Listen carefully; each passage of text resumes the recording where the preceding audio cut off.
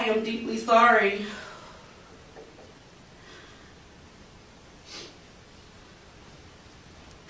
I didn't mean to prolong this case for 3 years, but I also wanted to fight for my life to prove that I am not what these charges say I am.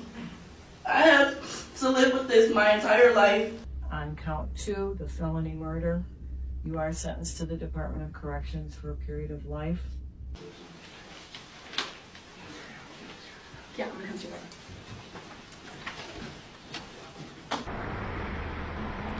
you. He just have a type of energy where you come around him, you automatically feels better. On Tuesday, Taylor Starks told us about the brutal beating of her 1-year-old son, Kyrie, at the hands of a trusted friend and babysitter. She threw my son into the wall and shook him up pretty bad, but they said that's just a bit of what she did to him. He's been in the hospital with no brain activity since June 13th, and Wednesday morning, Kyrie died a month shy of his 2nd birthday. His mom, Taylor, posting this on social media, saying she's crushed. I'm only 18. I don't have a mom. I don't have a dad. I don't have any family. It's just me and my baby. That's my only blood relative I have. Earlier this month, babysitter Kimora Hodges tried to tell Taylor her son was having an allergic reaction and she needed to come pick him up from this Roseville apartment complex. When she got there, Kyrie was having seizures, and soon Taylor learned this was not an allergic reaction at all. He had blood force trauma to the head, and he was bleeding out his ears, where he had to have immediate brain surgery. The babysitter has been arrested and arraigned for first-degree child abuse. Obviously, those charges could change if the child ends up passing away. Roseville police now working with the Macomb County Prosecutor's Office on more charges against Hodges, who admitted to what she did. Very cooperative, very regretful, remorseful for her actions, but it doesn't, obviously that doesn't take any of it back. Hodges does have priors for domestic violence and is being held on a very high $250,000 bond, no 10%. I'm so hurt that she did this to me. I would have never done this to her and her baby. I would have never hurt her. We spoke with Macomb County Prosecutor Pete Lucido. He says they're waiting on an official autopsy for little Kyrie before deciding on those.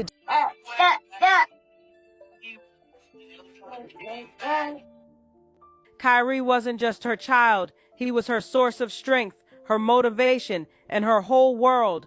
The bond between them was unbreakable. Where you saw Taylor, you saw Kyrie. Where you saw Kyrie, you saw a little boy who knew he was loved completely. They were inseparable, and that love was so pure it would make you believe in good things again. But here's what Taylor had no way of knowing. Trusting the wrong person to care for her son would lead to the most heartbreaking tragedy imaginable. Taylor had found what seemed like the perfect babysitting arrangement with 21-year-old Kimora Lami Hodges. Look, on paper, this made all the sense in the world. Kimora was a mother herself with a daughter around Kyrie's age, so she had the experience. Both women were into nail art. Both were trying to make it as young mothers. And Kimora even had her own press-on nail business going on social media. Like, what could go wrong, right? But hey, sometimes the people who look the safest on the surface are hiding the most dangerous secrets. On June 13th, Taylor's night started going left when she got that first unsettling text from Kimora. The message said Kyrie had eaten soap and was having some kind of swelling reaction. Now, any parent knows toddlers get into everything. Soap, dirt, whatever they can find. So at first, this seemed like typical 1-year-old chaos. But then Kimora started sending more messages, and this is where things get real suspicious. She's telling Taylor that Kyrie was acting out, refusing to listen, getting into trouble while she was trying to nap. Hold up, while she was trying to nap. Girl, you're supposed to be watching this baby, not catching up on your beauty sleep. Taylor, being the good mother she was, tried to ease Kimora's frustration. She explained that this was normal toddler behavior, just the terrible twos starting early. You know how kids test boundaries when they're learning independence. Taylor thought she was just helping her friend understand child development.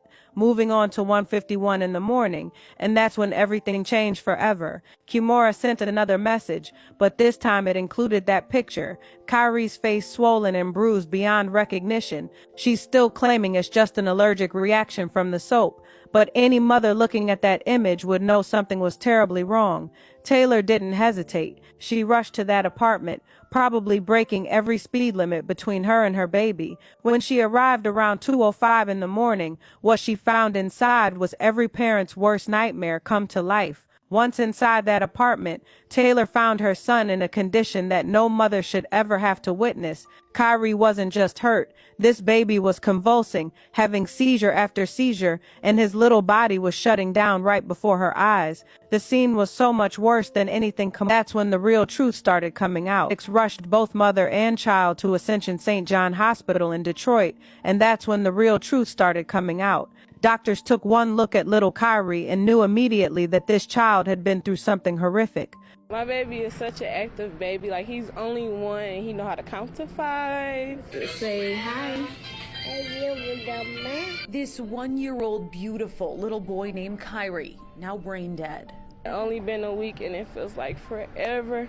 Beaten so badly, allegedly, by a trusted babysitter and friend to Kyrie's mom, Taylor Starks. All I know is that she threw my son into the wall and shook him up pretty bad, but they said that's just a bit of what she did to him. She got a text message from babysitter Kimora Hodges on June 13th saying that Kyrie had eaten a bar of soap and was having an allergic reaction. So she rushed home from work to her apartment in Roseville.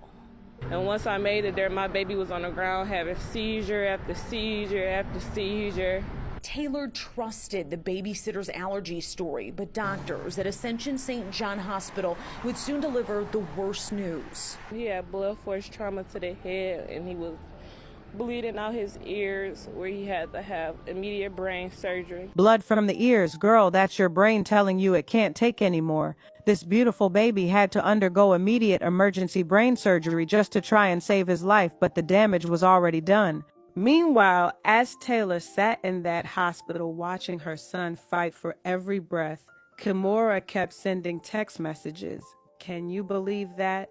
She's apologizing, saying she was sleepy and didn't think Kyrie would get into the bathroom. She's begging Taylor to let her know if the baby is okay, saying she can't sleep until she knows for sure. But here's the thing that should make your blood boil. It wasn't the nap that caused these injuries. It was the brutal, intentional violence from the person Taylor had trusted like family. After over a week of doctors trying everything they could after brain surgery and round-the-clock care, the news that every parent dreads finally came. Kyrie was brain dead. This 1-year-old boy who could count to 5, who had his whole life ahead of him, was gone. While Taylor was living through every parent's worst nightmare, law enforcement was putting together the pieces of what really happened in that apartment. And let me tell you something, what they found was enough to make anybody sick. The timeline they reconstructed painted a picture of pure evil. The attack on Kyrie happened sometime between 3:30 in the afternoon and midnight on June 13th. Investigators used surveillance footage, those text messages Kimora sent, and other evidence to narrow down exactly when this monster decided to hurt an innocent baby. Kimora's own messages told the story of her frustration with Kyrie's behavior. She was complaining that he was interrupting her nap, that he wouldn't listen, that he was getting into trouble. But here's what really happened. This woman allegedly threw a 1-year-old child against the wall and shook him so violently that it caused fatal brain trauma. Think about that for a second. A 1-year-old baby. A child who probably didn't even understand why this person was angry with him. A baby who was just being a baby. The investigation revealed something even more disturbing. This wasn't Kimora's first time hurting a child. She had a history of violence, including an arrest back in 2018 for assaulting someone else. So the question becomes, how was this woman watching anybody's children? But the most heartbreaking part of this whole investigation was realizing that Kyrie had been suffering in silence. This baby couldn't tell his mama what was happening to him. He couldn't call for help. He couldn't defend himself against someone who was supposed to protect him. As police dug deeper, they found that Kimora's story kept changing. First, it was soap causing an allergic reaction. Then when pressed, she admitted, maybe I hit him too hard. Maybe? Girl, you killed this baby. There's no maybe about it. Tragically, on June 22nd, 2022, exactly 1 month before what would have been his second birthday, baby Kyrie passed away. Taylor's devastation was beyond anything words could describe. She had lost her only son, her only family, her whole world, all at the hands of someone she thought she could trust.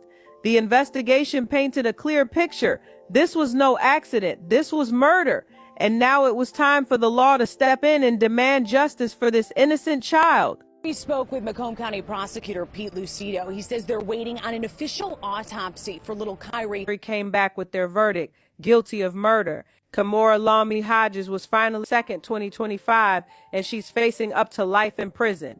That guilty verdict brought some measure of justice for Kyrie, whose short life was filled with nothing but innocence and joy before it was so tragically cut short. But let me tell you something, no verdict, no sentence, nothing can ever bring back what Taylor lost. In the months after losing Kyrie, Taylor and her family started a GoFundMe campaign to help cover funeral expenses. They called it Justice for Kyrie, and the response from the community was incredible. What started as a goal of $17,500 ended up raising over $77,000. Complete strangers who were moved by this tragedy opened their hearts and their wallets to help this young mother during the darkest time of her life. The love and support poured in from everywhere. Messages of solidarity came from people across the country who didn't even know Taylor but felt her pain deep in their souls. She shared that the kindness from others has been one of the few things helping her cope with the unbearable weight of losing her child. Now, despite all that financial support and community love, we need to keep it real. No amount of money could ever bring Kyrie back. The hole in Taylor's heart where her son used to be is something that will never be filled. Losing your child is a pain that changes you forever, and having it happen because of betrayal by someone you trusted makes it even more devastating. But here's what's beautiful about Taylor's story. She didn't let this tragedy break her completely. The community rallied around her, and she found strength she probably didn't even know she had. As she continues fighting for justice,